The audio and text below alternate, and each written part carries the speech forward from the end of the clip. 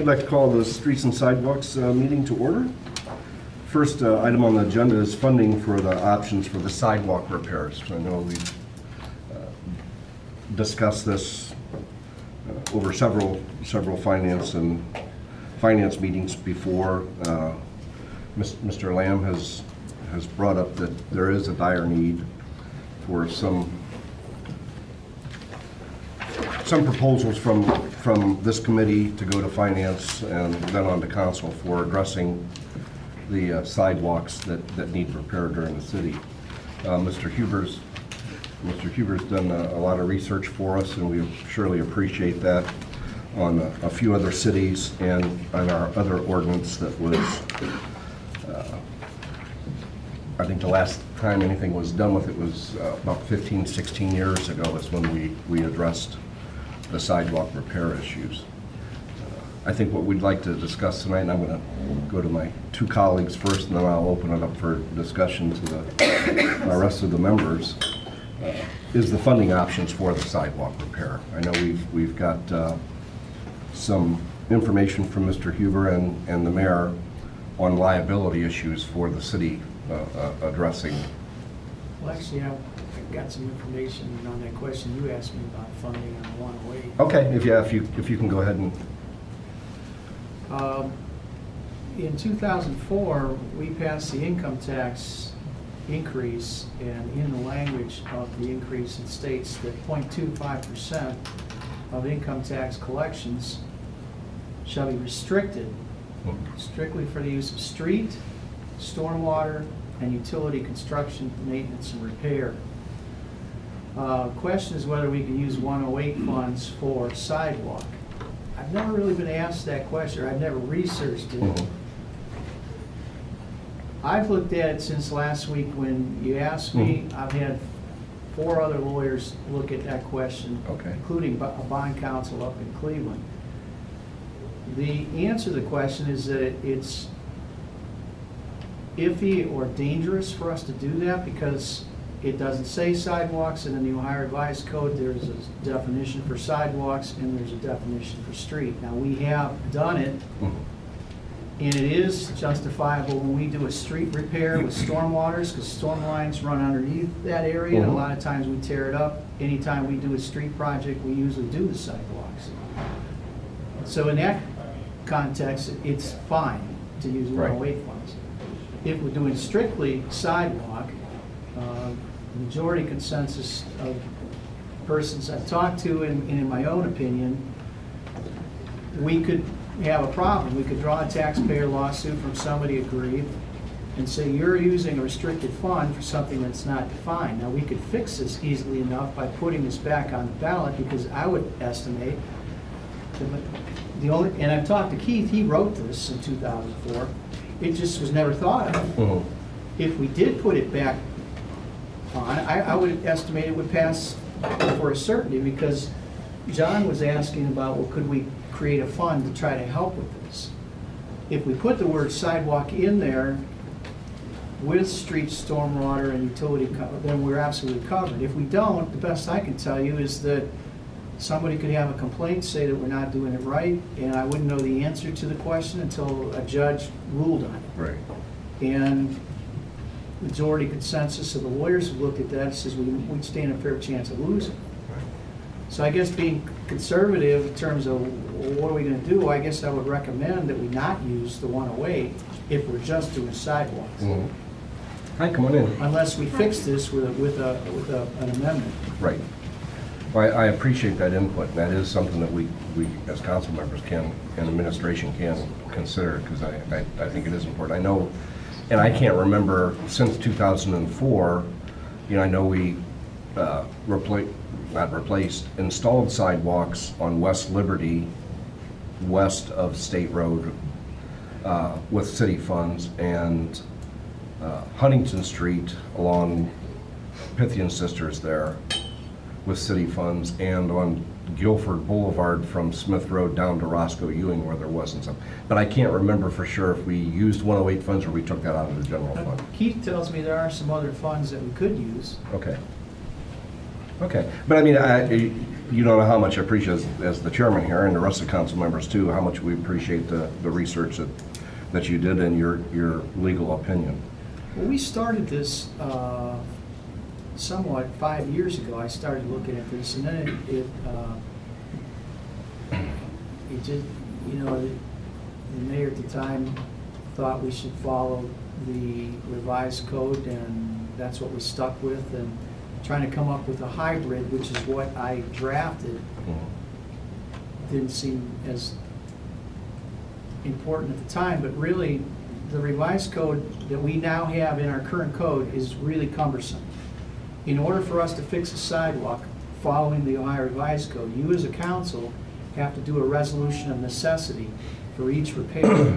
Then you have to send the notice out. Then the property owner can come in and contest the notice with a board called an equalization board that has to hear each sidewalk repair.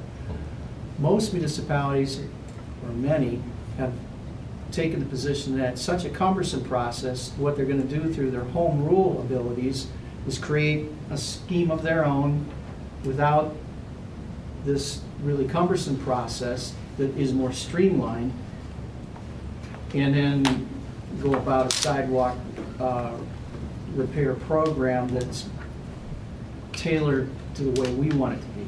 Right. So I tried to take what I thought were the best statutes from a number of different municipalities, put them together for you to look at, but really it's just a starting point, it's a discussion point. How you want to change it is... Well, again, Mr. Huber, I really appreciate all the hard work that you've done. And I'll start out by giving my opinion, then I'll turn it over to Mr. Lamb and Mr. Rose, and then open it up for discussion. When Mr. Lamb brought this up, it is something that we've all, council members and administration, have realized that there are areas of the city that do need to be addressed with sidewalks. And as President Coyne has said, you know, that most of us feel that it is a public access. It's just not the property owner that you know, enjoys their sidewalk use. The entire community has potential of using every sidewalk. I just personally feel at this time of the shape of our economy, even though it is recovering, for us as a city, and this again is my opinion, and my vote, if it came to it, would reflect that. I am not willing to mandate property owners at this time to repair their sidewalks if they're in disrepair. I do feel that they have to be addressed. I would feel it's, you know, mandating a tax on certain people, and if we all know that most of our sidewalk disrepair is located in the older section of the city. The newer sections, the sidewalks usually are in still pretty good shape. With us trying to support school levies and whatever, I just feel that the economy right now for us to mandate, and that's what I would feel would be a mandating a tax on certain individuals. I couldn't support that, but I would support if we can come up with some resolution, whether it's changing the ordinance, taking it back to the voters, or whatever we come up with something to use some funds to start a repair process. And again, as we discussed before, working from the center of the city going out. But that's just my opinion, and I'll open it up to you gentlemen. Following would go. All right, I'll go so you can finish and get your big push.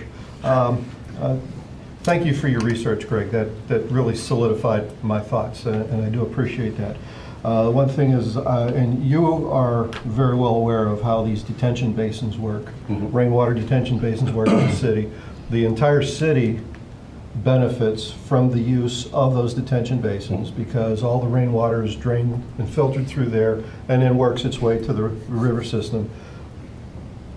But the property owners who live around the basins are responsible for the maintenance, the repair, keeping the algae out, cleaning up, dredging the pond, keep them open and everything like that. Okay, the city does not participate, the other residents do not participate, but they do benefit. However, and I look at sidewalks the same way. Everybody benefits from the use of the sidewalks, and in just about every municipality that I've lived in over my life, it is the homeowner who's responsible for maintaining, in some portion, whether it's 25, 50, 100%, maintenance of the sidewalks. But in listening to Greg's research, I would fully 100% support, and I'm taking it to the voters to make an amendment to the 108 fund, and that wording in that, the character, or created the 108 fund to include sidewalks. And then from there, we set up a cohesive plan, similar to the way we prioritize, the way we repair the streets. Okay, and I don't mean to isolate it to one area of the town and work our way out. Maybe that's how it'll eventually be. But we look at where the worst sidewalks are and then work our way through from worst to best and have them all repaired over time. The only caveat that I want to throw out, we have probably 150 years worth of sidewalk litigation cases. If we put on that we are going to be responsible for sidewalks, the city, then, and we're going to enter that area, number one, we're probably the only municipality in the entire state doing that, like that. I don't know of anybody doing it all. And number two, we're running against the grain of 150 years worth of tort law that says the property owner is responsible for his sidewalks. Because once we take that on, then we're responsible. And I want to tell you what, I already deal with enough slip and fall litigation as it is now without taking that on. So if we do what you're talking about, we are front and center on sidewalk maintenance, and we are front and center to get sued if somebody slips and falls. Right now, that's not the case. Right now, and in the whole body of tort law, if somebody slips and falls in somebody's sidewalk, it's the property owner that gets sued, and they're primary. We're secondary. We're only brought in if we had some notice or have some fundamental failing on our part, and that typically doesn't happen.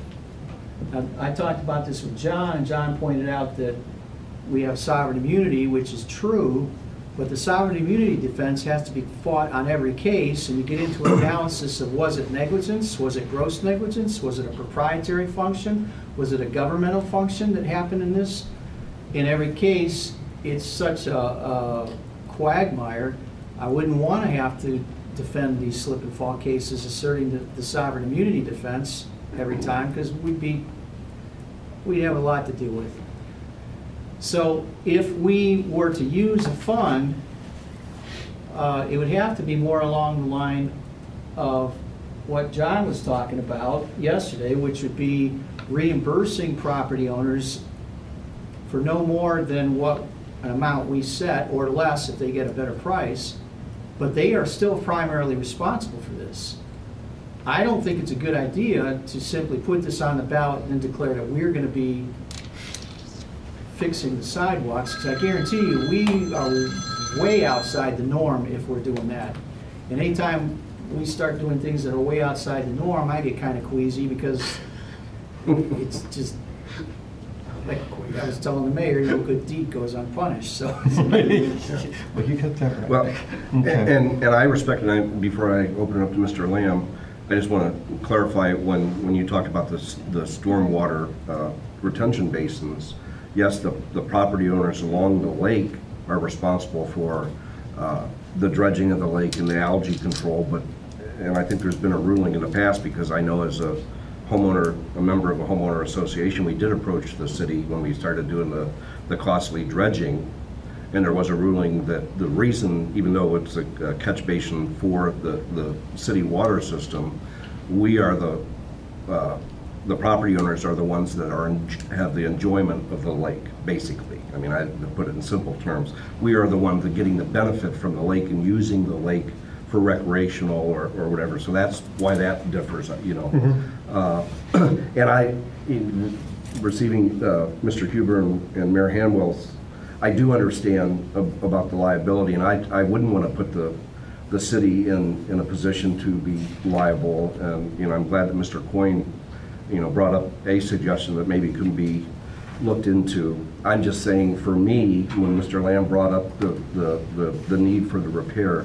for me at this time, I am not willing to mandate the citizens to fix their sidewalks at this time. We've went 16 years, which is not a good thing, 15 or 16 years, which is not a good thing not addressing it.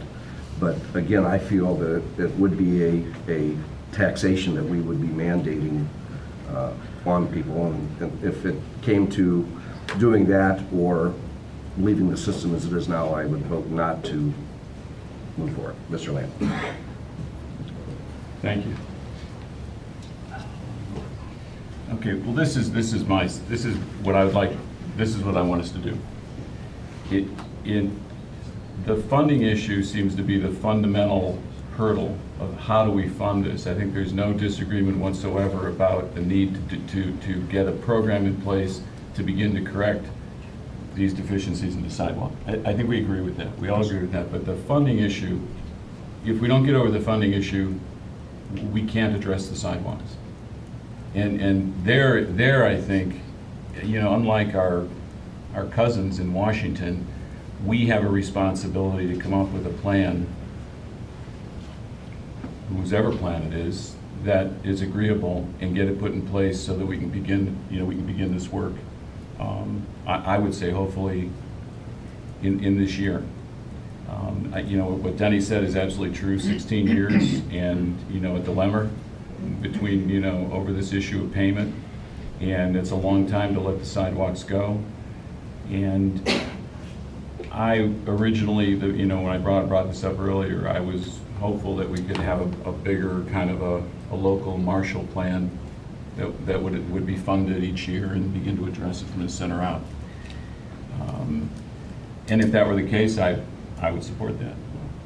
You know, but after talking to the mayor and talking to the law director, and I spent in between the last meeting and this meeting, you know, I tried to look at every sidewalk ordinance I could find, and the law director's correct. I couldn't find an ordinance that was 100%. I found one or two that were 50%.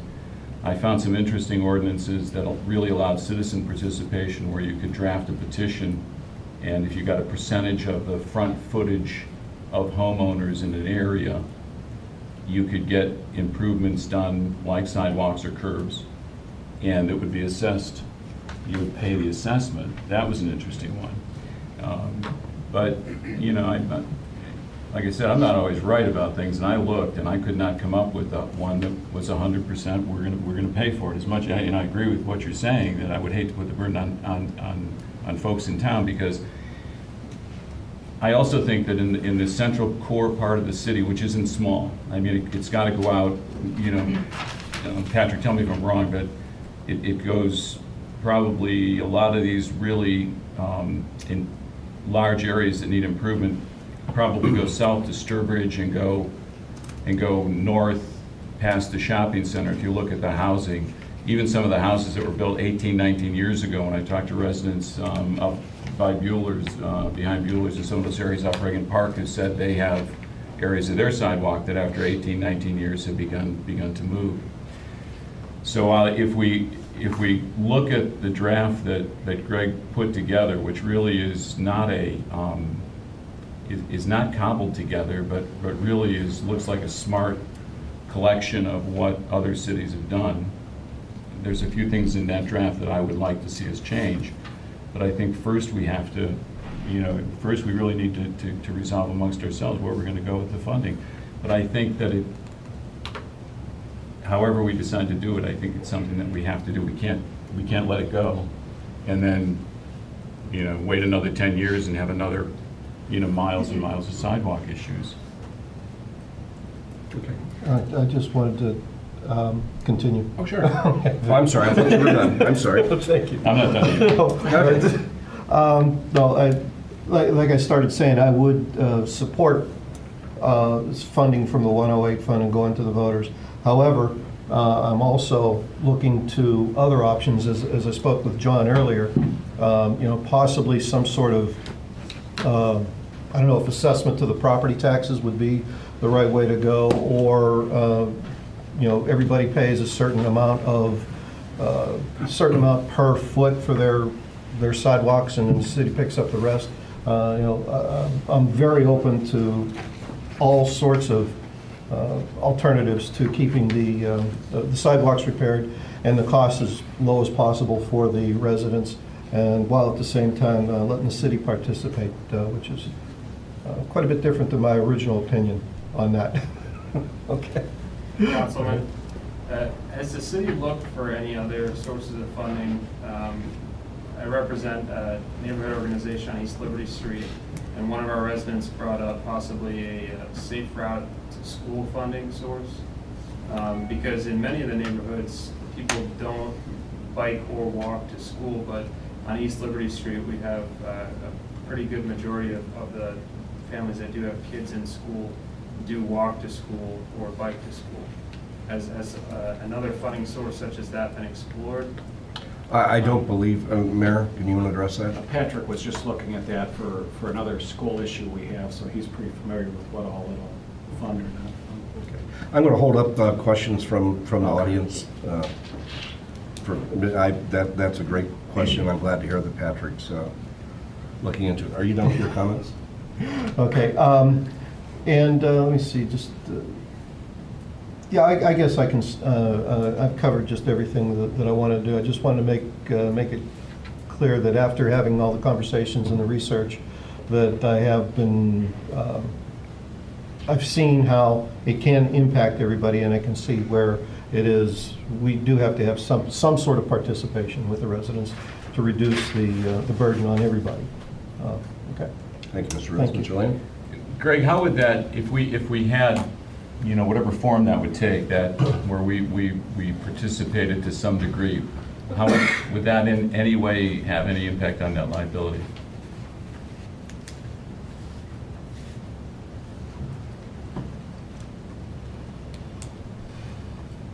Well, I guess the most honest answer is I don't know. Okay. I mean, to address this issue of it being a tax, you had brought that up last week, and I had a meeting with some other law directors, and some of these issues come up, we talk, and one of the fellows said something I think is true. I lived on Fairfax in the city of Medina for 10 years before I moved out to York Township.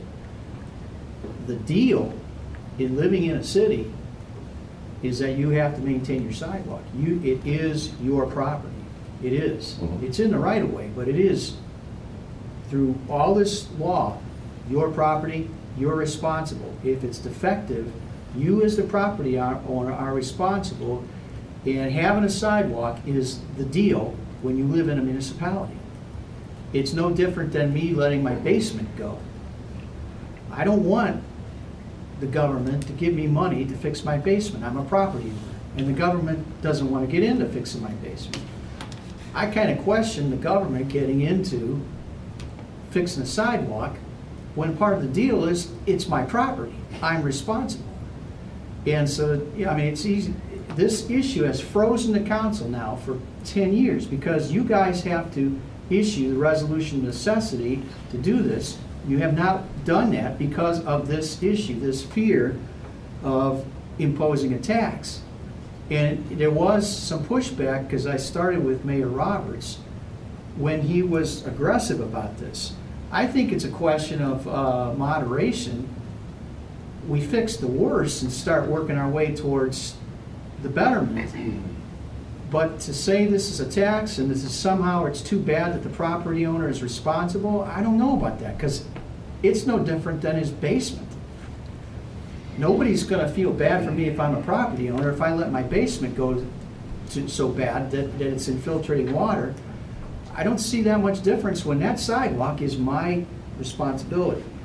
And me keeping up with it and not doing it for the last 16 years when it is my responsibility doesn't mean that you guys are responsible from, now I'm just throwing that out. That is the traditional point of view for most law directors. And so, you can do as a city council as you see fit with these monetary issues, but you're really running against the grain when you start modifying this view and start taking responsibility for these things yourself. I don't like it. I'm uneasy about it. I'm telling you, but that's all I can do. And Greg or Mr. Huber, I understand, I mean, as a property owner, I understand I'm responsible for my sidewalks. I do get that.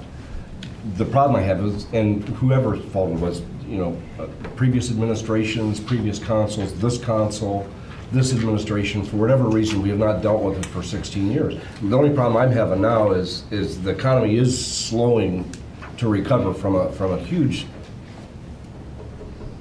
downfall. Then I would recommend, because in the scheme of things, typically it's the city engineer who kind of oversees this, either that or some municipalities use the building inspector.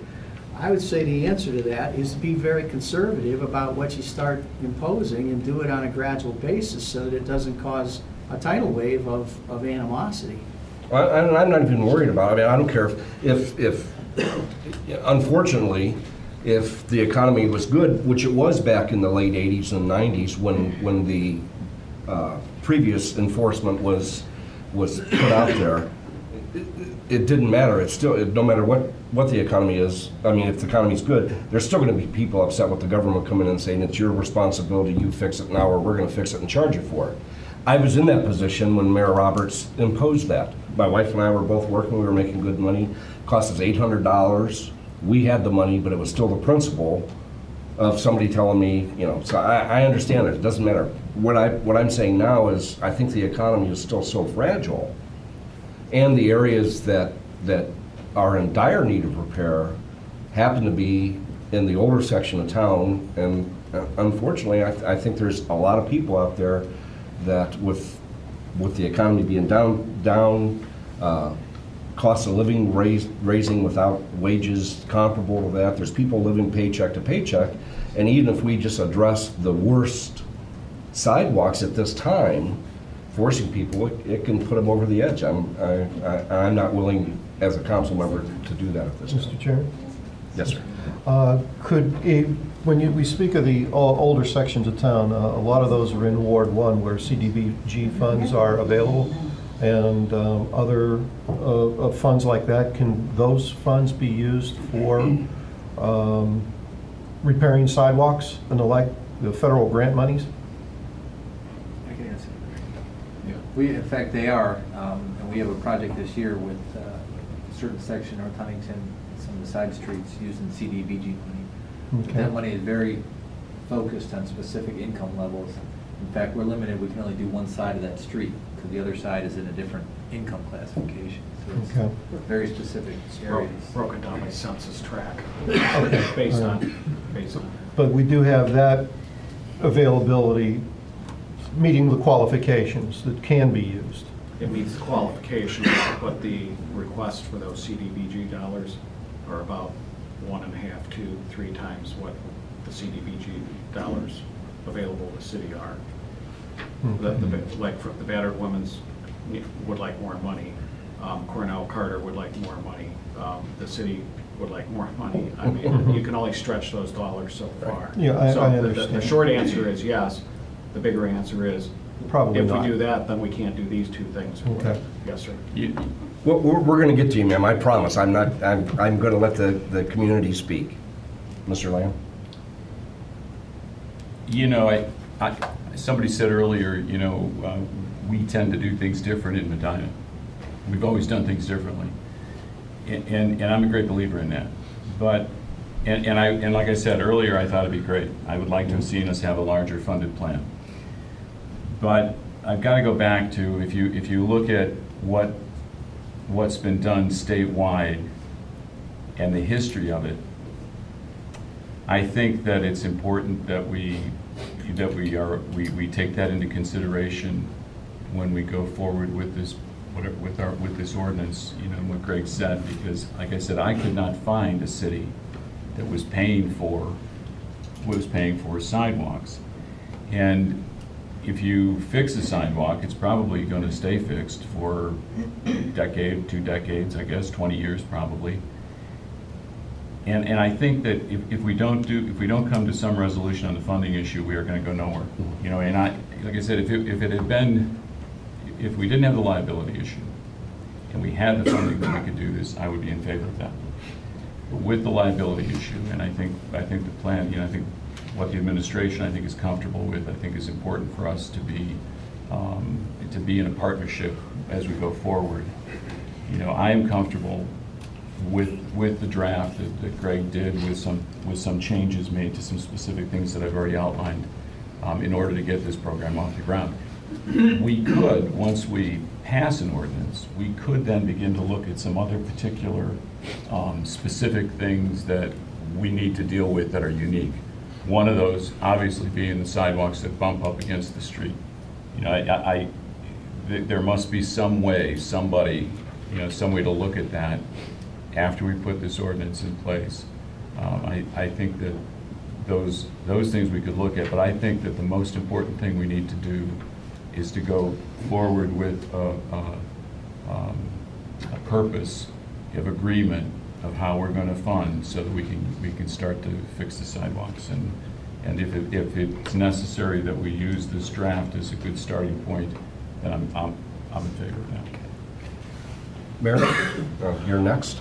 Thank you. I think all of you are right. I think the first trick is the funding, and we have not. First the 108 issue didn't come up until a few days ago, and could it not be used?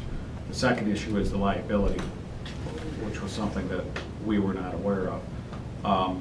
So I think we're going to need a little bit of time to sort through that. It might be as simple as saying if the property owner paid 51% and the city paid 49%. I don't know that. But these are some of the options that Mr. Huber can look at.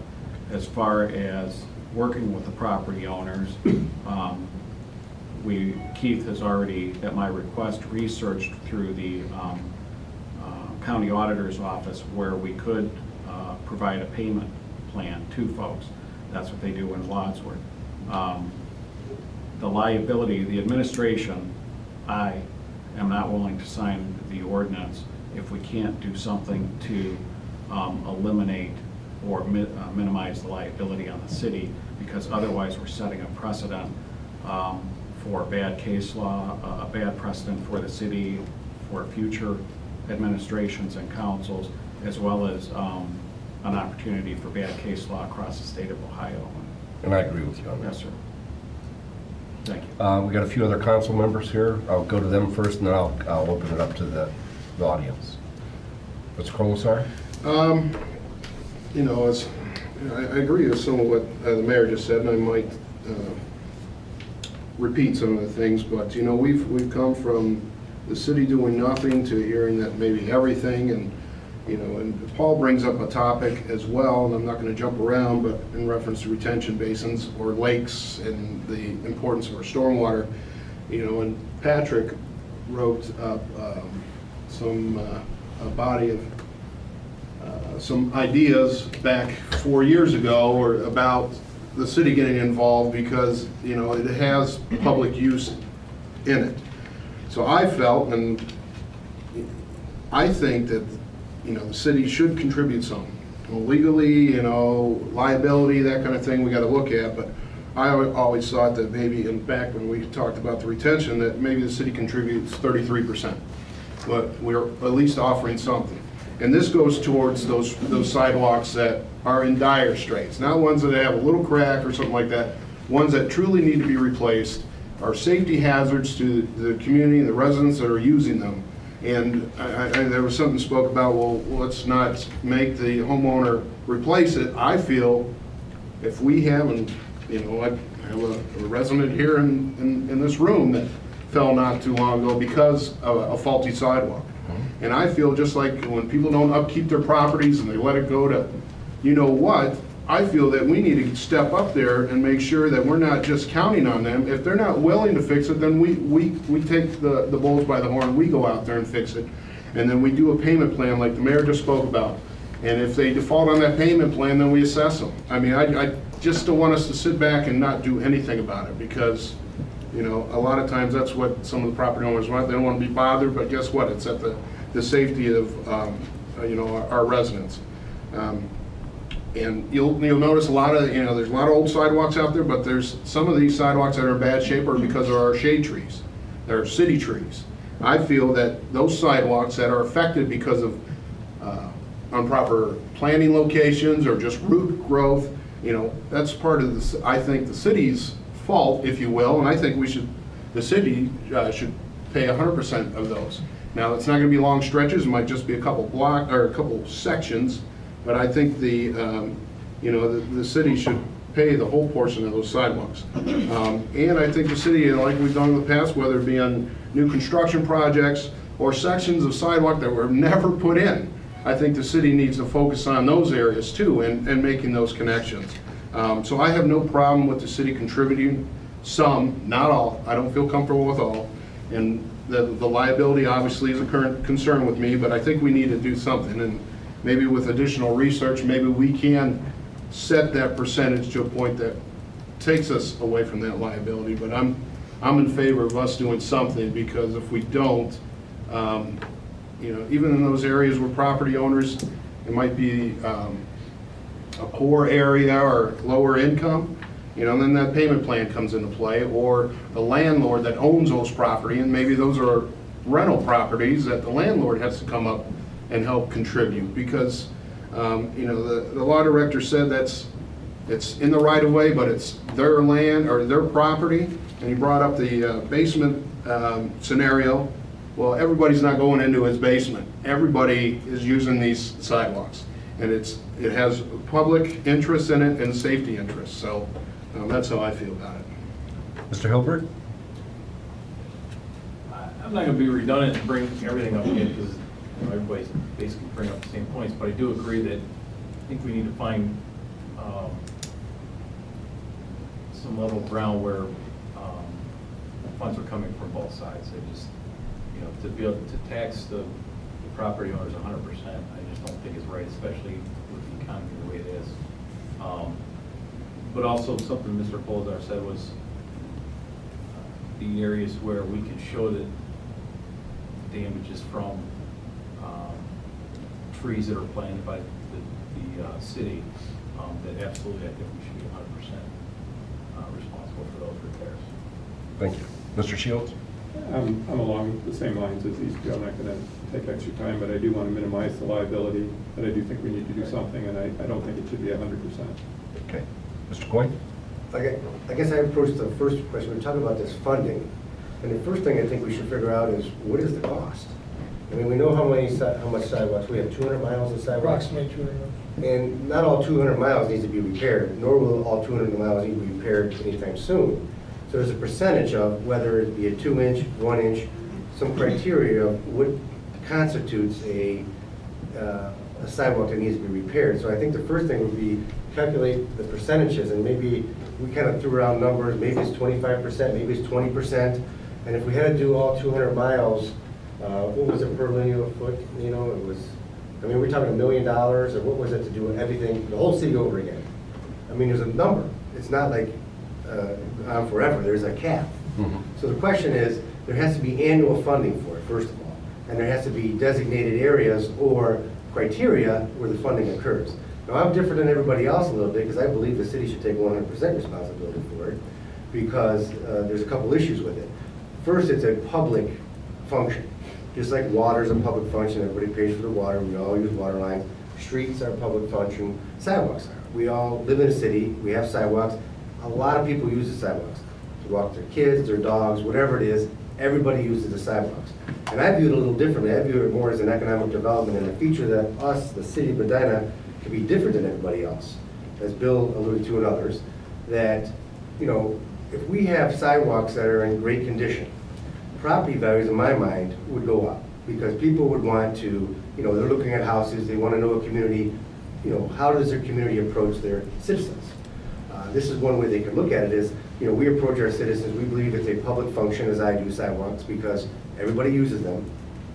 But I don't believe the liability associated with it should be tacked onto the city. I talked to Mr. Huber about this a little bit, and I think it should be still an obligation of the homeowner, if it needs to be repaired, to repair it, but they have to take the responsibility and the initiative to get reimbursed. You have to have some kind of onus on the homeowner to come back in to get reimbursed for it. There has to be some type of criteria of how much the reimbursement would be, what can a sidewalk be replaced for, per linear foot. Every sidewalk is different. Some people have 30 feet, some people have corner lots that have 130 feet. They're not all treated equally, so there's discrepancies that you try to, why should somebody be punished because they have a corner lot? I don't think they should be. I mean, if they have a corner lot, a lot more people are going to use it. Kids going to school, if they're schools. There's all these issues that drive around that. But I think the fixing of the sidewalks with a cap on the amount of money, whether it goes through the 108, whether there's other funds available, I think the benefit to the community as a whole is greater than the cost. Because I don't really think we're talking about that huge of a cost. We keep talking about this, but I don't think it's that much per year to put our sidewalks in a good condition. I agree with Mr. Huber again that the liability issue, we should not do it, but I believe the homeowners can do it, and there should be a mechanism that gives them the responsibility, which may eliminate the liability issue of us just automatically giving them money. They have to do some affirmative act to get the money. That way, they're doing the work, they have to do an affirmative act to the city to get reimbursed. I think that eliminates some of the liability issues that we won't be tied to if we went out and just did it for them or held their hand in doing it for them. It's a little different. But again, to summarize, I think we could be different. We could be a community, we're a great community in so many respects. I don't care what other communities do. I think we should be the example, not the follower. And I think that we could do something, if it's a reasonable cost, if we can calculate these costs per year, that sets us apart from everybody else, that makes us more attractive to everybody else, that increases the value, intrinsic value of our community. So I would view it that way, a little differently. I think we could do it. To answer your question, it's about $20 a linear foot we were talking about with Patrick for replacement. That's to take the whole, a normal 3 foot, or was it 36, 39, or 40? 4 foot. 4 by 5 blocks. 4 by 5. You gotta have a program in place. I mean, we're talking, we have 2 inch, there's 1 inch. What is something that needs to be replaced? A cracked sidewalk needs to be replaced? I mean, there's dangerous sidewalks, especially with the trees growing into it. There's issues that have to be addressed, and I think if you identify those, and you have a program, as we were talking about, for each year to address those, it can be done. But I guess I'm different than most members on council, as I think it would be the city's responsibility, because it's something that benefits all and not a few. And on this issue, I'm basically agreeing with you for your premise. Mine only different right now is because of the economy. That's where I differ from some of the other comments. I do agree because of the economy. Before I let you ask your question, Mr. Lynn, Mr. Huber, if say we did mandate this program because of liability, we're putting the focus on the property owner. The property owner refuses to do it. If we go in then and replace the sidewalk, are we liable then? No, because then we would either require a repayment plan or assessment. Okay. Which is still within the traditional methodology. That answers my Well, I question. agree. And if we did something where we offered them to fix it and they didn't want to fix it, but they would get reimbursed if they fix it and they still didn't do it, I mean, you're going to have to fix it and assess them, because you gave them the opportunity. If an individual refuses that opportunity, I don't think that's our burden. I mean, then you charge them. Now, some of the council member maybe didn't get my draft, but in this draft, we are stating right in section 2 that property owners are not responsible for city tree cause problems. And we do have, I think, a pretty comprehensive criteria for determining what needs to be fixed and how. I think there's a little bit of room for discussion on, now I put in the 2-inch rule on different elevation, because that is typically what the Ohio Supreme Court draws a line at as being per se unreasonable. If it's more than 2 inches, they say that's not good. Some cities go 1.5 inches. I've seen a couple at 1 inch. I think something Councilman Lamb brought up, if you're pushing, I think it was something about, the mayor said in the conversation, what happens if somebody is pushing something down the sidewalk? Somebody said something along that, well, an inch, stroller, yeah, 1 inch will make a difference. So there's different variables on what elevations. We could agree on that, but maybe what maybe this needs to get handed out to everybody, so you. Well, the other question I have, I don't necessarily think it needs to be replacement of all the sidewalks. If there is a settling of a sidewalk, it could be, they have these methods that you can raise a sidewalk by pumping under it. Maybe that's more cost effective, maybe not. There's all these different ways to get the sidewalks to be Right. level. I'm not sure what the most cost effective manner is, but there's different ways that it could be done. Okay. Now I'm going to open it up to first of all, Mr. Durham, did you have a comment? I was asked about the various options.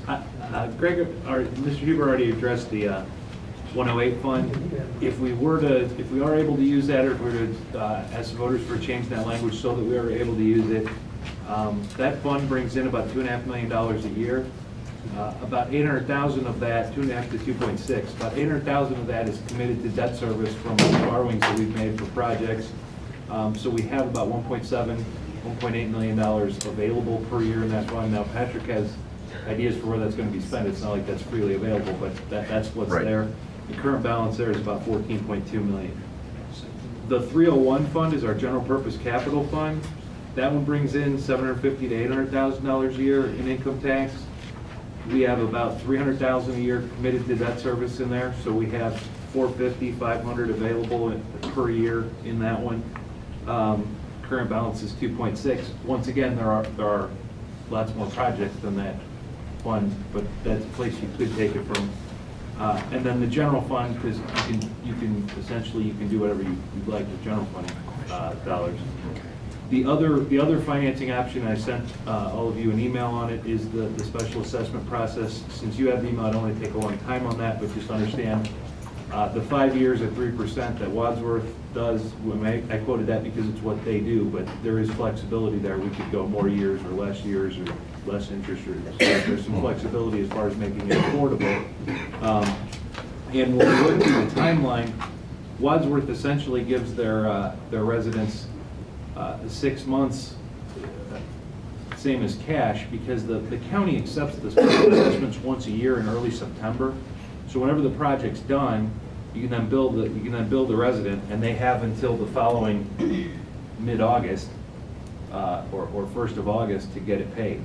If you're doing the projects in the fall, because obviously you have a construction season to deal with, you're not going to be doing this in January, but if you're doing the project in the fall after that deadline, then you send out after that and let the resident know, okay, we fixed your sidewalk, you have until this time to pay it with no interest. If you're not able to do that, then we'll put it on as a special assessment through the county. There will be an interest, but we'll finance it over 3 years for you, something like that. Those are basically the options you have. I just want to let you know what those are. Good. Mr. Lamb has a question, but I would like to ask the mayor or Mr. Patton, if we reestablish, which it sounds like we're going to reestablish something. I know we've just had hours reduced in a lot of departments from part-time staff. What type of burden would we be looking at of, going out and assessing the sidewalks on a yearly basis, following up with the assessments and following along the projects? I mean, I do think that's something that would need to be considered.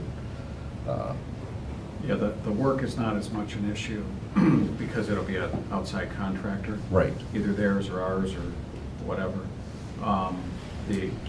The intern that Patrick uses, we would really have to do it multiple times now. We did it once over the year, and then use the intern on a variety of other projects. Now that intern will have to go out, make the assessment, to send the letters, go out again and see who's made the repairs, who hasn't made the repairs, determine then who needs to be given final notice before they're done and assessed. So it's going to be more work, no doubt. I don't know, Patrick, if you can answer whether with the existing intern. Yeah, well, I spoke to the City of Wadsworth Engineering Department today, a couple guys, because they implement and manage their program every year. And they estimate just on the assessment process alone, it's about 200 to 300 hours of staff time a year. They have a full-time person that handles that. The project itself, in terms of construction, is not hard. It's a very small project, but it's the assessment process that takes so much time. There's a number of visits, inspections, letters, and that kind of thing. Our intern is budgeted for about 500 hours a year. If we're gonna use the intern, obviously we cover it, but there's things that we do our annual street inspections, the pavement rating system, that would suffer. Intern does a lot of our EPA permitting inspections and things during the summer, that would suffer. In the last couple of years, because of all the construction we've been doing, we've been using the intern for more and more construction inspections. That would be impacted. See the hourly rate for each 10? No, it's like 14 something. I mean, that just shows you if it's 200 hours, it's 14, you're up to about $28,000 that you can use to fix sidewalks instead of figuring out. 2,800. Oh, see, so $20 is for a foot. Oh, I think you meant 200 hours at 14.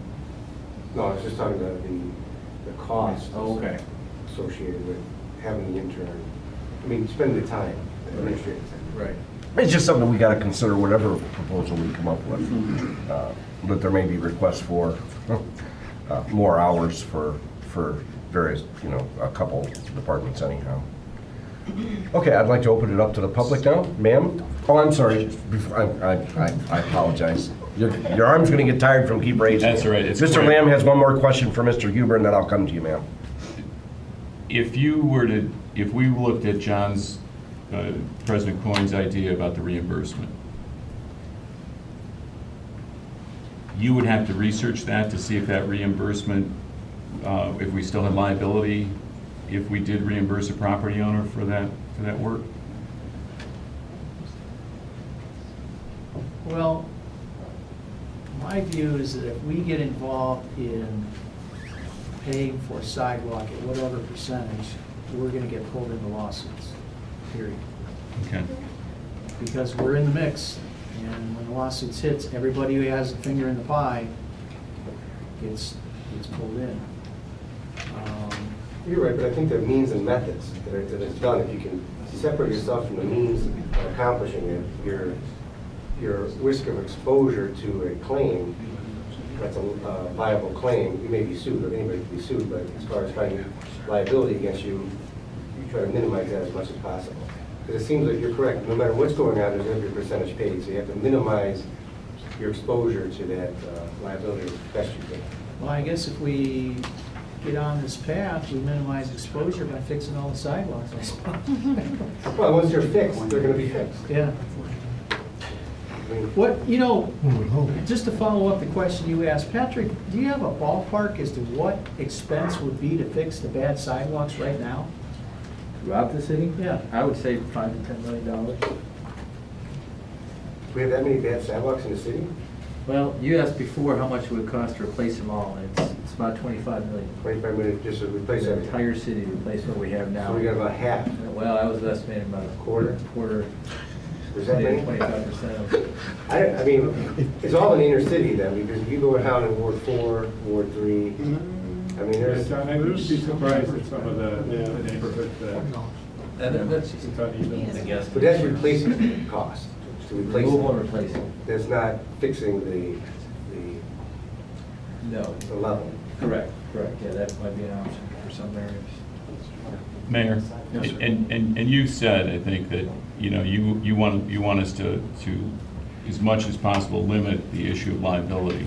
And you're not comfortable if we would go into this with, with what, Greg has mentioned would be a degree of liability. Assuming the liability? Right. I don't mind being secondary because we are already. Right. I would rather, I should be stronger than rather. I don't want us to be primary, Okay. if there's any way to avoid it. Okay. I'd still like to, I think the sidewalk program is very important to the city for all of the reasons mentioned. It's not that I'm opposed to the program. I'm opposed to the sidewalk dollars are going to be much smaller numbers than if we have to start writing checks for everything that happens on a sidewalk that we don't currently have to do. I didn't mean to That's my infer that you reason. were not in favor of. No, I just wanted to clarify. It's just, I just wanted to clarify that if we're going to put this together with Greg's help, whatever we think, it's going to have to be with that, that liability issue in mind.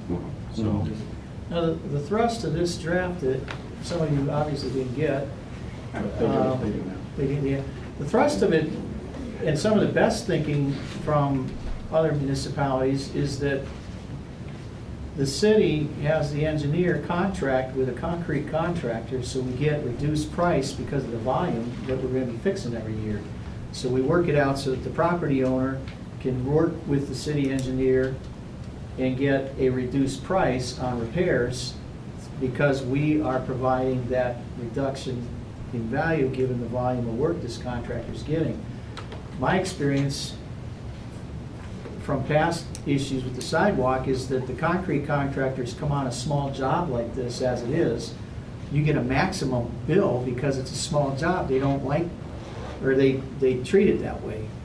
Up in Richmond Heights, they really have good success with this manner of program where the property owners are able to work with the city and get a reduced price on the repair, so it's not as bad as if they were just doing it on their own.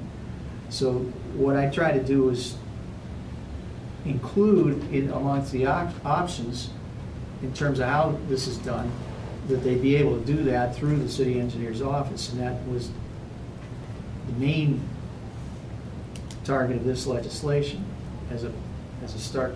And that's a good point, because I believe 16 years ago when that program was being enforced, that wasn't an option. No, it was to- just you had to go take care of You everything. either fixed it, or then the city got a break because the city was coming in and fixing it, and they got a break from the contractor.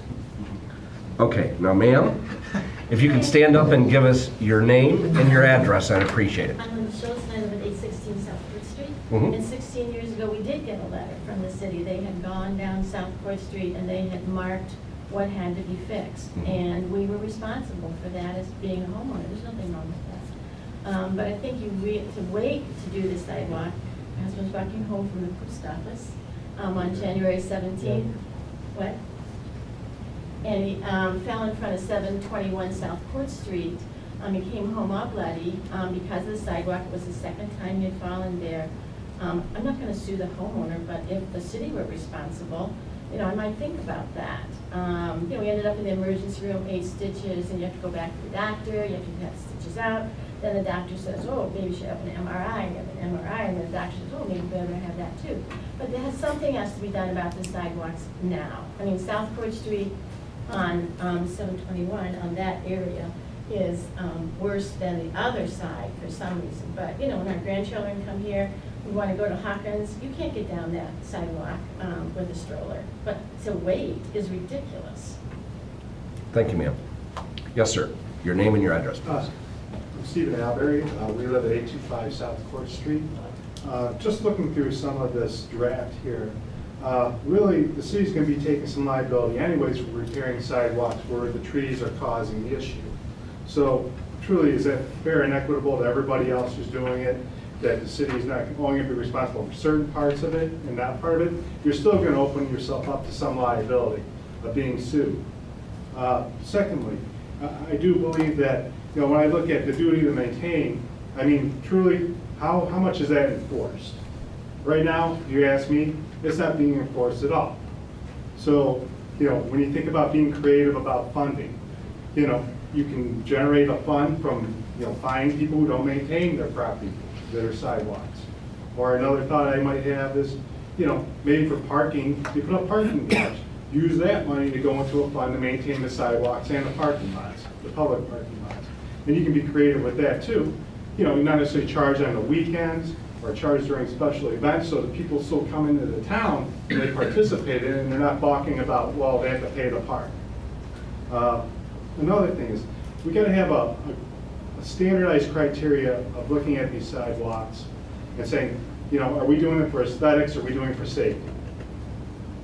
So with this, I believe safety should be first. So truly there has to be some kind of review of the most hazardous conditions that we can identify and address those first and go from there. Because without having a standard template for everybody to follow, to look at their sidewalks and say, well, I think I might have to replace this, and if they do have the funds, to go ahead and do it now and possibly be reimbursed. I mean, that's an important thing to get out to the public so we can look at what we need to do ahead of time. Because as you all know, it's like the way this economy is, you may have a job now, but you may not have a job a month from now. So we gotta look at special circumstances like that. I believe people who own rental properties should be 100% responsible for repairing the sidewalks unless it's caused by a city issue. I mean, it's an income property, they're generating income. I'm sure they can find a way to take it off on their taxes as maintaining the property up to code. But for others, I do believe that, you know, by doing 100%, the city paying 100% for everybody could open them up to liability. So you may be able to come up with a contract with homeowners where we sign off on it saying, we absolve the city of any burden for lawsuits as long as that sidewalk passes code and is inspected and gets the city's approval in the end. Thank you, sir. Anybody else? Yes, sir. I'm the other half of 816 South Court Street, and I'm also the person that can't stand up. But seriously, when we put our sidewalks in, we had two choices: pay for it ourselves or go on to the assessment. That was it. Now, I don't understand why we can't. I understand that two people have a social interest without expenses. That's different. But I do not understand, one, why the city can't today go to a piece of property and say, your sidewalk doesn't fit the standard. You have to repair it. You can repair it yourself, and we'll repair it for you, and it'll go on your tax duplicate. It's very easy. And it seems to me that now the other things you talk about, financing, social issues, and so forth, that's fine, that's your discussion. But today, where I stand, where we stand, we have sidewalks which are defective. They were put in 100 years ago. Fine. The rule has been, unless it's changed, unless someone has changed things, the homeowner has a responsibility. The city has a responsibility to tell the homeowner that the sidewalk is not safe. Then then it's just easy. Fix it, or we'll fix it for you. If we fix it for you, we simply are going to give you the choice of, one, pay it for yourself; two, as Greg points out, finding some method of keeping those costs down by some collectivism; or three, put it on your tax duplicate. And as Steve says, I don't know why there's any discussion at all about property owners who have rentals. That isn't even a discussion. But it just seems so easy to me, and it seems to me most of this discussion is about an entirely different subject, which is, are we going to do something differently, except so forth? My interest, and I think the interest of several people here, is why aren't we doing something today about the problem that exists today, and we have a way to do it, so why aren't we doing it? So that's my question, why aren't we doing it? Well, it hasn't been done for the last 15 or 16 years. Well, And we recognize that something has to be done. Granted, what is the reason why it hasn't been done for the last 15, 16 years? The reason is that the council would have to pass a resolution of necessity to impose what many have viewed as a tax on the property owner, and the council has not wanted to do that, and so this whole issue has been frozen in place for the entirety of my tenure as a law director. Nothing has happened. Since I paid for mine, can I sue the city? Now that's the other side of the argument that I've gotten some phone calls when I've heard. Thank you, sir. Thank you. Yes, sir. Your name and your address, please. Paul Bex, 339 East Liberty Street. And I guess I'd like to, in light of Law Director Huber's comments, commend the council for taking this up, because it is a serious issue. You know, we hear stories like Linda and her husband's that really bring this to a forefront. You know, I'm involved with the Community Design Committee, and we trust that the council will do the right things in terms of funding, which has been a big part of the conversation here. What we'd like to know, and I see, Mr. Huber, I see that your draft references specifications. What we'd like to make sure is that those specifications address the aesthetic concerns, that once something is done, that it's consistent. You know, obviously, owners, and we've talked a lot about homeowners, but this is also property owners. We're talking about in the historic district as well, because there's some issues there. Do these specifications ensure that what is put in place complies with, I mean, this is a question for, let's see, Engineer Patton. Sure. Oh, sorry. Do those specifications kind of make sure that the aesthetic concerns of what's put in place going forward is pretty consistent? They will, I mean, remember, these are just a proposal. Okay, well, I didn't know if the specifications. But in terms of were already in aesthetic, place. you're talking about the same.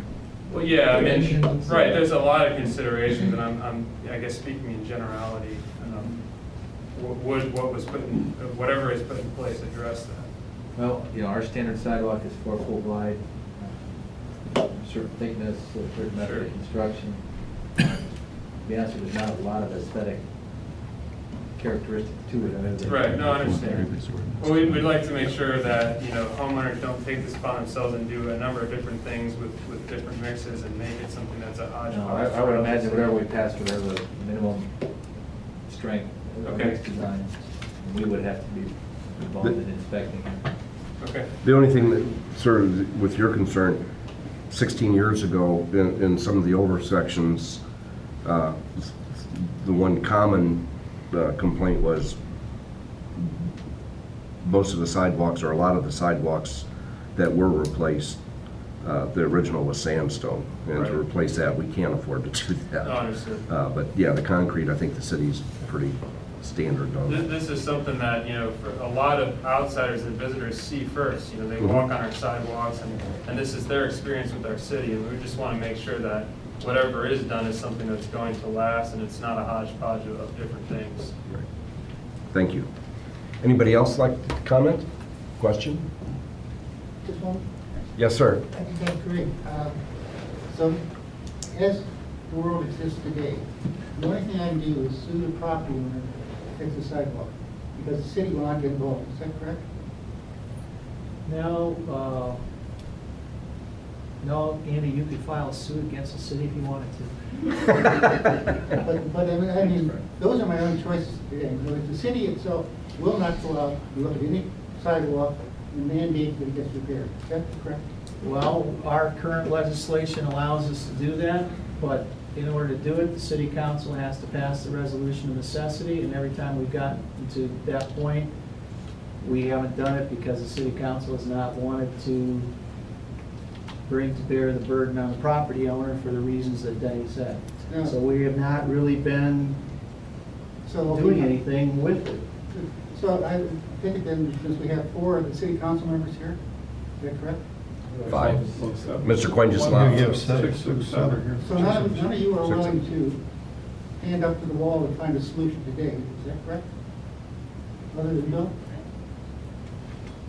I don't think there is a solution. Tonight to find a solution? Oh, no, I think that's why we're all here. Right, No, y'all wanna do I mean, something. for today's problem, not a problem 6 years ago. You guys are not willing to stand up and find an answer for repairing sidewalks which are in danger today. Well, that's what we're addressing. That's why sir. we're I here. don't mean that, I don't mean 6 years No, from now, I I mean mean, right now.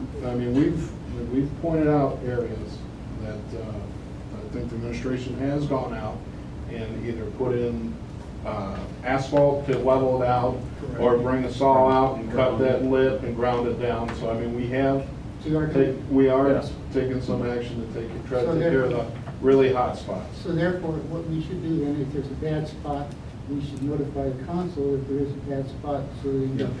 Or the administration, sure, we'll go out that day and, provided it's not Saturday or Sunday, and we try to get people out there right away, even if it's putting a cone there on the weekend, Yeah, okay. to draw attention to it until. That's all it is doing, Sunday. What the methodology is for the current side, owner of property walking the sidewalk, what they can do to make sure the sidewalk is safe.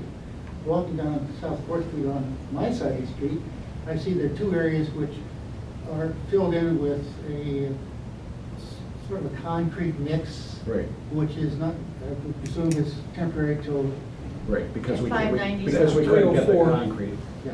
because we couldn't get the concrete at the time of year that we Right, that's what I mitigated think. the hazard. So those are actions where the administration is actually dealing with it. Correct, the street department went out. And the reason for that, sir, is once it comes to our attention, we become more liable by not mitigating the danger than we do by ignoring it. So that's what we should, each one of us, when we see a problem, should just simplify, Exactly. notify the administration that this is a problem, it could be solved, and would you look into it? Yes, sir. Be happy to do that, yes, sir. Thank you. And Andy, I do think all 7 council members want to get something done. Right. We just have to figure out what it is and taking into account the legalities of it and Well, and the money of what you're it. looking at is a master plan, and I understand that. I'm just interested in what I can do today to make my sidewalk free. So, Right. I understand this discussion, and I understand the social views of people, and I applaud you for them.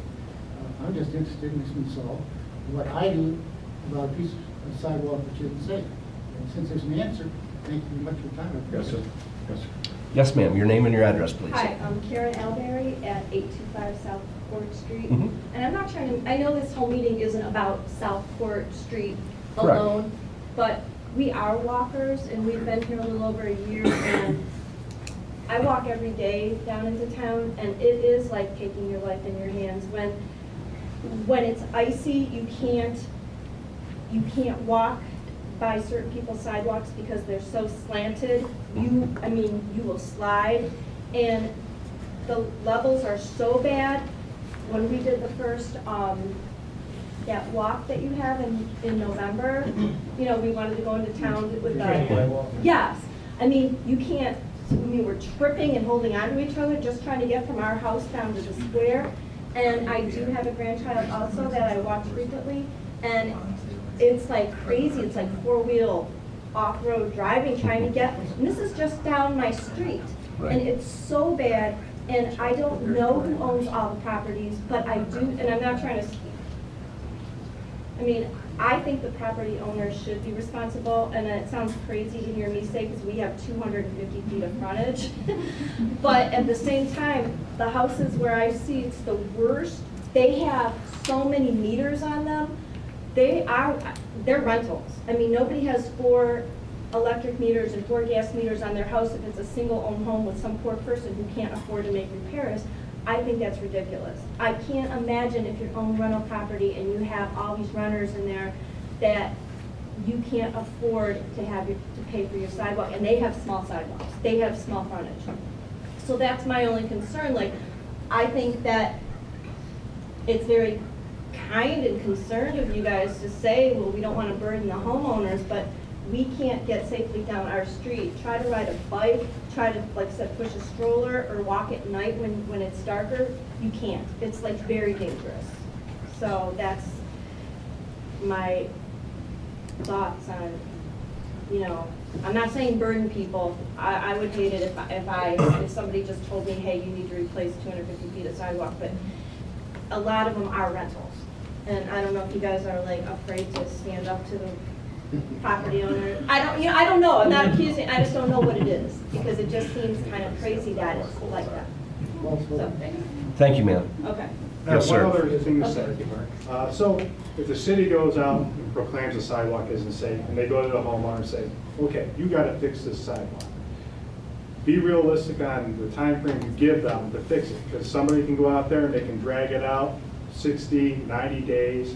So I didn't really see anything within this draft here which says homeowner has so many days upon notification to have either to, argue his point that it doesn't need to be fixed, or he has to get it done.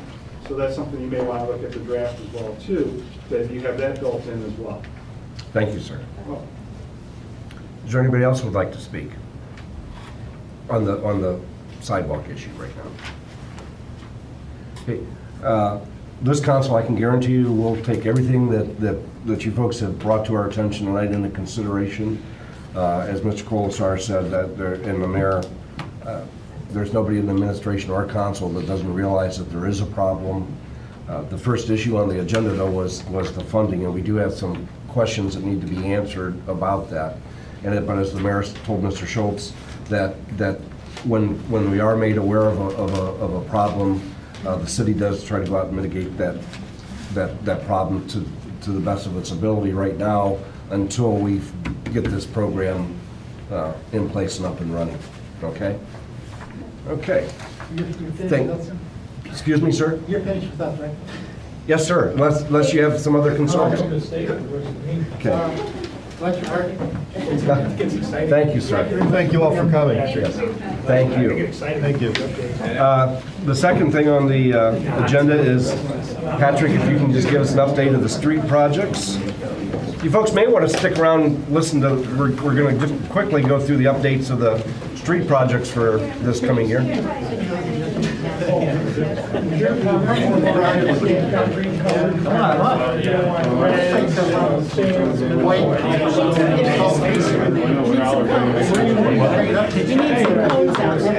I had it. I sent It was in the wrong place. It was clear the end, and then they fixed your daycare. Oh, geez. I had it as soon as it happened. Yeah. I called up and had the whole thing inspected. You go down here, it's right, it's the whole, it's not just your area, so you're gonna have like 50 cones going down. It does look like that in certain spots. I don't disagree with you.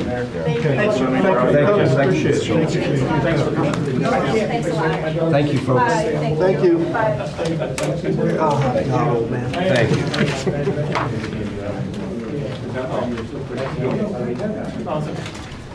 Mr. Evans, so you don't have to stick around for, unless you want to. I know you had a concern with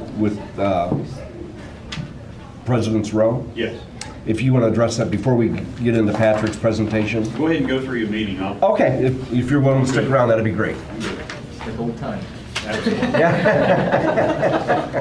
We're glad to see you back. Wondered where you were. Right. Other things. I'll just tick through these quickly. These, what I handed out is actually our entire program, not just streets. So delineate, I went through earlier and shaded the projects on the left that are shaded are the ones that are street projects. We have our 42 and Ryan Road intersection, which is an intersection upgrade, adding turn lanes. The other column I wanted to point out is under budget amount, I've listed the grants, those projects that have grants. This happens to be one. We have a $127,000 grant. Highland Road reconstruction, go from Huntington to Court. West Smith, of course, the council just passed the other night. We have a $540,000 grant there. Our CDBG, and this got brought up earlier, that CDBG street and sidewalk repair, that's the sidewalks on Huntington. That's a $10,000 grant. Our South Elmwood Bridge, $368,000 grant out of the $569,000 project. Next project's the ODOT urban paving. There's some legislation last night about that. I didn't list that as a grant because that's an ODOT project, really not ours, but that is about a $2.1 million project. We're responsible for about a little over $560,000 of that. So it's not really a grant, but we're certainly seeing a bigger benefit than what our share is. We also have some bridge repairs on other bridges in town, Spring Grove, Guilford, and Gates Mills. Working on grants for those. I don't know if council's aware of, I'll point out real quick, ODOT a couple of years ago changed their requirements for bridge inspections. Before it was basically up to each community what you wanted to do. They've standardized it. Our bridges, and we have a total of 18 in the city, are part of a ODOT program. We have to get them inspected every year. We have to turn those inspections into ODOT.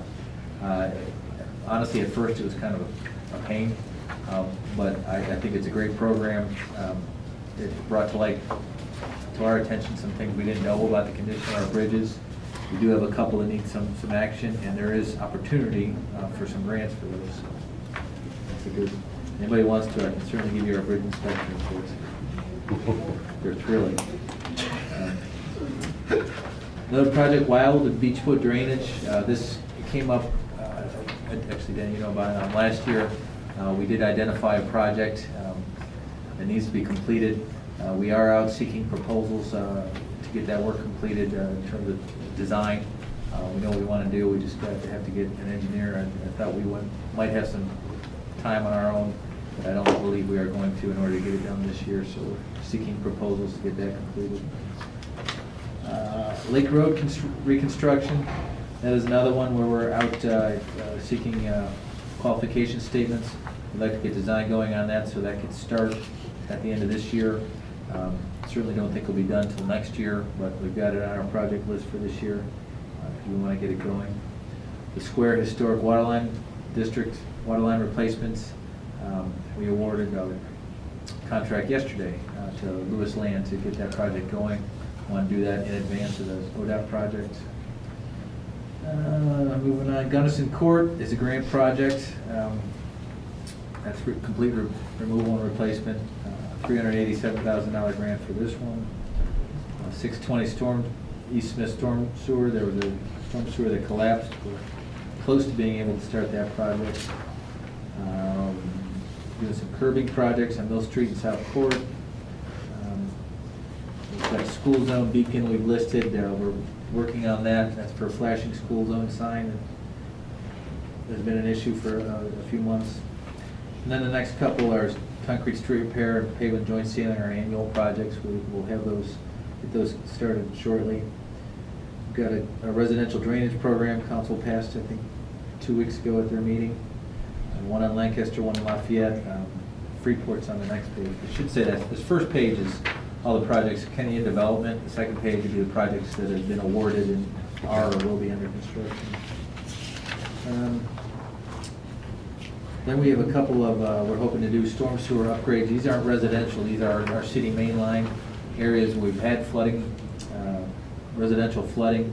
We've done an analysis and determined that the storm sewer is below capacity. So we'd like to get out there and rectify that. In addition, these are older areas. There's some concern about the quality of the storm sewer and disrepair. West Smith Railroad Crossing upgrade, that'll be done. I've listed it separately because we will have a contract with Wheeling and Lake Erie to get that replaced. But that'll be done in conjunction with the West Smith project. Okay. And then a signal upgrade, Lafayette and Court, we're looking to add a turn signal there for eastbound Lafayette on the Court. Next page, these are the projects that have been awarded. They're just waiting for construction season to start. First one for streets that's shaded, East Reagan, we're at 3. That again is an ODOT project, so I didn't list a grant, but just to let you know, the total project cost was a little over $565,000. The city's share of that is $71,580. So that's a nice improvement for us, and we're just paying a fraction of the costs. Lake Road, well, this one's pretty much done. We have some seeding and whatnot to do with Lake Road, but that's last year's project, so it's about complete. We did a project last fall at Brandywine. Again, that's just some seeding and punch list stuff that needs to be finished. Same as that Spruce. Actually, that Spruce one was done here just in January. Finishing up our concrete street repair. We have some punch list items to do. And then that residential drainage improvements I mentioned at Freeport there at the bottom of the page, that's been awarded. Thank you, Patrick. Very nice report. Now, go ahead and give us an update on the water line and water main replacement around the square. I think it was last night, council authorized the ordinance to hire a consultant to get that project going. Okay. I believe we'll get it finished before ODOT rolls through town to resurface them. What I failed to bring, I was going to bring you to show you specifically what water lines we're talking about within the district. Mm-hmm. Maybe I'll email it to all the council people, okay, just so you know where we're at. Yeah, and I feel bad that there's only a couple residents here that stayed for it, and I understand totally, but it'd been nice for the other residents just to see what the engineer and the street departments, they've got a lot on their plate, and the council really commends them for Mr. Patton and his staff and Mr. Picoli and his staff for what they accomplish every year, anticipated or not anticipated. Okay, sir, if you want to discuss, or thank you. We're going to be talking about President's Row, which is down at the intersection of East Reagan and North Jefferson Street. I wasn't sure how many people will be here, so I'll pass on that.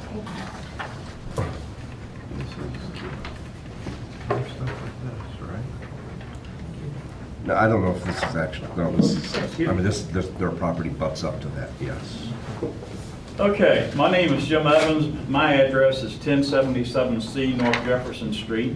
I have the wonderful job of being president of the Board of Trustees for the villas at President's Row. The address for our condominium complex is 1607 North Jefferson Street. For those of you who do not know where our condos are, we're at the corner of North Jefferson and East Reagan, or as I describe to people, we're behind Pizza Hut and Harvey's and Cutter's and DP's, and then they know exactly where we're located. Our complex was started in 1992, and the last condo was built in 1994. I have minutes in our file that I was able to put together when I took over this job, that when the developer was building this complex, apparently after 1992, when they started, they informed the Board of Trustees, which really didn't have a lot of power at the time because all the condos had not been built and sold, that they had to have an emergency road leading onto the complex. And the Board of Trustees were not too happy about that because they were being told that, number one, they would have to maintain that road, and plus it would be a road that we wouldn't even be using. But I know in the city of Medina, you've got to have two entrances going into complexes, and that was the purpose of it. The board was not happy about that, but there wasn't a whole lot that could be done about it. In the mid-1990s, Denny's used to be located where Geppetto's is. And apparently our board talked to Denny's, and Denny's agreed to take over ownership of the road, which was good news. Unfortunately, in the state of Ohio, you've got to have 100% vote of your owners if you're dealing with land, and this is considered land. We unfortunately had one resident who wasn't very happy with our Board of Trustees, and he voted against it. 51 out of 52 voted in favor of it. So we had a gold mine sitting there, and one resident made all the difference in the world. We had one owner that was very upset, and that killed the whole thing. I have had meetings with Arby's through their headquarters in Atlanta. They're called Enjoy Incorporated, and they refused to take over ownership of the road. I have attempted to have meetings with Geppetto's, and I have called them on 3 occasions. They will not return my calls. They're not very happy with us because we were in here to protest the smokers patio that they wanted to put on the south side of the building, and we preferred it to be on the west side, the front. Also, we've had a problem where people back up into our fence and cause damage, and we send bills to Geppetto's, and they don't want to pay the bills. So they apparently, I don't know whether they would take over ownership, but I doubt it very seriously. Our complex is not a 55 and over community. However, almost two-thirds of our residents are retired residents, so we're dealing with fixed income people, me included. Our Board of Trustees work very hard to try to keep our costs down because maintenance fees is what is used to cut the grass and do everything that's done around a condo complex. And with almost two-thirds of our residents being on fixed income, we don't want to increase maintenance fees. And it's a struggle, always is a continuing struggle. I hear you guys talking about millions of dollars. We talk about hundreds of dollars being a problem, but it's all relative. Our board feels we should not have to maintain ownership of the emergency road. We do not feel we should spend our maintenance fees to repair a road that we do not use as a come and go type of street. We would never get on that street if we weren't going to Arby's or going to Geppetto's.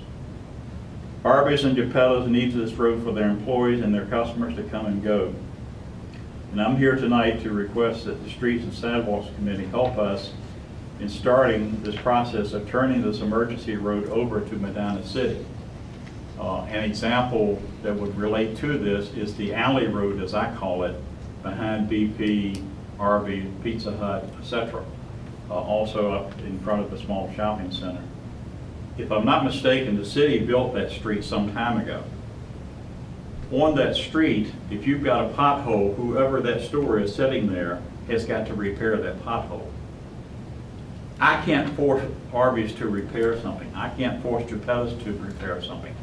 If you took over ownership of that street, you could do something like that, which we can't do. And we're asking you to consider this and give us some thought and help us with this problem. Is there a problem with the street now? Excuse me? Is there a problem with the street?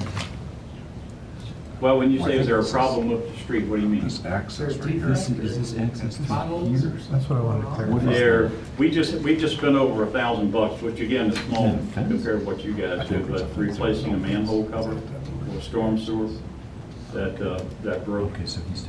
There are cracks in the concrete, which we have no plans to repair.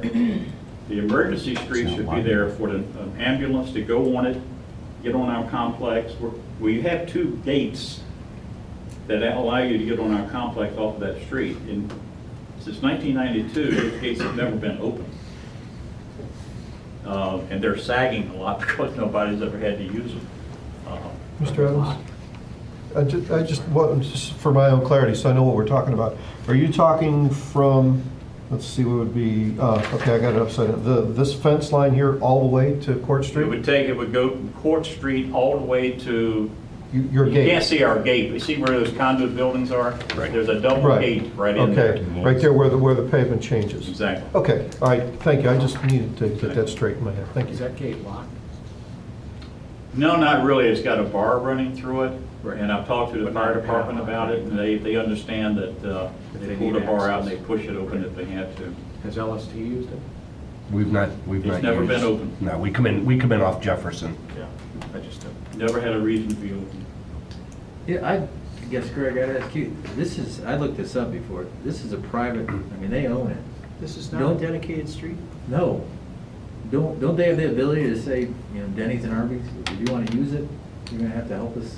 Couldn't they effectively close it to them? or Yes. something, yeah, or- that's a good solution. Yeah, they could. Well, in a way, we can't because the developer gave Golden Corral, there was a Golden Corral there before there was a Denny's there. Mhm. Well, it's Gave going a long them time ago. a right of easement off of that emergency street onto their complex. We, trying to be a good neighbor, agreed to do the same thing for Arby's at some point in time in the past. And there's no language in that easement that allocates some of the maintenance responsibility? None whatsoever. None whatsoever. So why do we have to maintain it? No. Yeah, Why not just let yeah, I it? think, Jim, I think that's a misunderstanding. The city does not own that one behind BP either. I just assumed the No, city no, no. built that. We have sent letters and made them maintain it, but it's either owned by Miglerini, who owns where the MC Sports was, or it's owned by those property owners, and we require them to keep it up because we don't want people complaining about damage. Okay, I made the assumption that we Yeah. put in. The only there. one we own is the one on the other side of the street. Boardman Alley. Boardman Alley, yeah, Yeah. behind Wendy's. And We added one behind the bank and the old Sister's Chicken between there Right. and Dairy Queen. Right. That one we built the city specs, and we do own that one. Sister's And Chicken. that's the problem with the city taking this over, was not constructed to city code or standards. It was built as a driveway, not as a street. Right. And those are two distinct, so that would be problematic, I think, for us, but. And Patrick, you're saying they literally own the fee, they own the ground? yeah, I mean, it's titled. Oh, yeah, It's yeah. over there. From Court Street all the way to where our double gates are. What is your responsibility to maintain it? That's a good question. Somebody asked me who plowed the snow on it. I don't know. We don't. It seems like we could do that, couldn't you? But we've got the obligation of maintenance on it, and it's hard for me to go back and find out how much money we've spent on that street, because we just don't have the records. And I don't think we've put a lot of money into it over the years.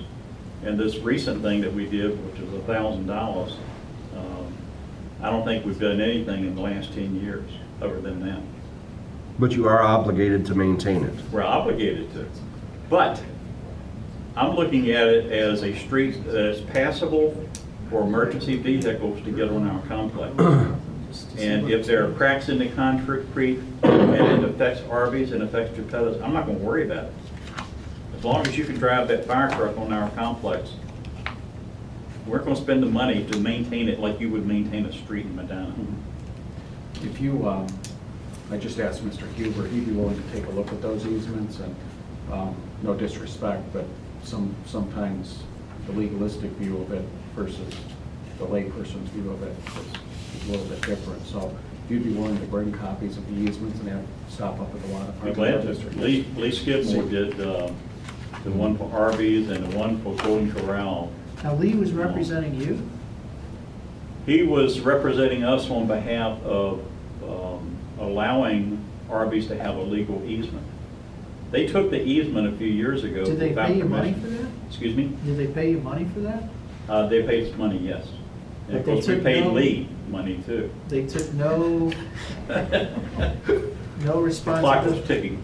no responsibility for any of the maintenance burden? No, they refused to accept any maintenance responsibility or take over ownership of the road.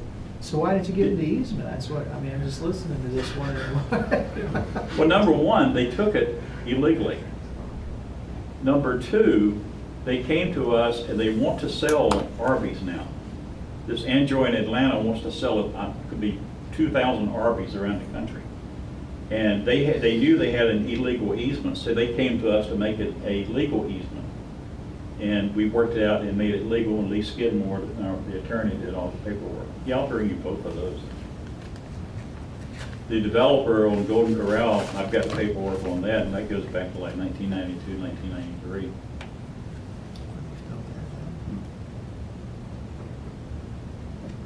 Okay, well, I think your resolution is that Mr. Huber's going to look at your contracts for the easement. The city does not own that road, but I think that Mr. Huber will be able to give you some direction at least on if you have an option or you don't. Okay. Thank you. Is there any other questions or comments to come before this committee? If not, I thank you very much, and we'll close the meeting. Thank you for coming. Thank you very much.